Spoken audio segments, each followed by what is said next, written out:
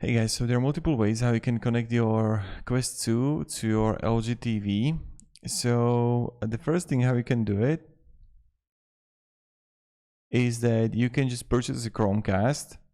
Then you just like connect to your LG TV. Then you're just gonna choose the Chromecast as a source.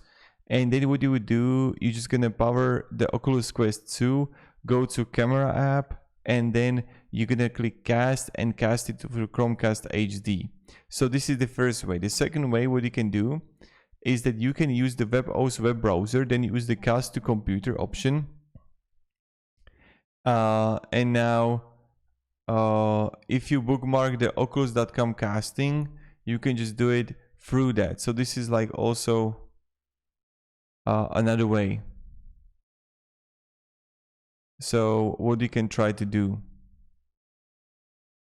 And another thing that came to my mind is that what you can do, you can cast it to phone, and then you're just gonna mirror phone to TV. And this is super simple. All you have to do is just like download the app for the mirroring. So I will show you right here.